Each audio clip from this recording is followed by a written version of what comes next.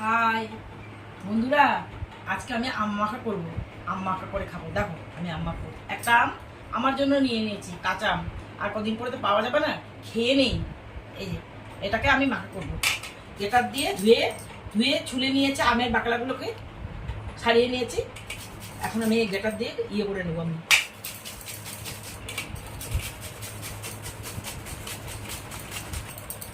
পুরোটা পুরোটা গ্রেটার দিয়ে করে নিলাম, এই যে বড় দিক দিয়ে।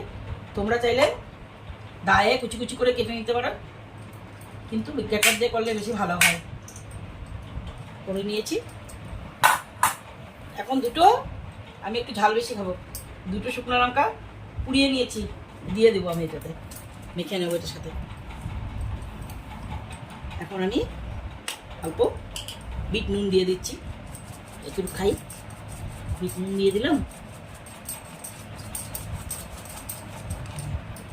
এখন আমি দেবো গুড়। এখন গুড় দেবো, চিনি দিতে পারো, কোনো ব্যাপার নেই, কিন্তু গুড় দিলেও বেশি ভালো লাগে খেতে।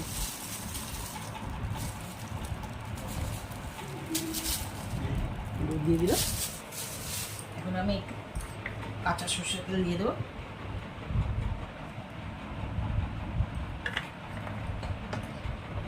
এটাকে হাত দিয়ে ডলে মেখে নেব। গরম পড়েছে তো, গরমে টক খেতে ভালো লাগে। আমার তো বড্ড ভালো লাগে গো বন্ধুরা। আমি এই সমস্ত টক জাতীয় জিনিস আমি পছন্দ করি, খুব ভালোবাসি। এখন মেখে নিয়েছি সুন্দর করে হাত দিয়ে ডলে।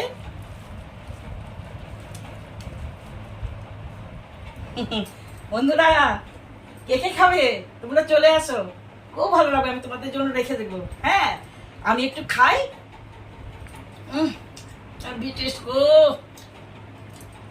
আমি তোমাদের জন্য রাখবো, চিন্তা করো না, তোমরা চলে আসো। আবার আমি তোমাদেরকে বানিয়ে খাওয়াবো। আসবে তোমার আমার বাড়িতে, ভালো লাগবে। Bye bye.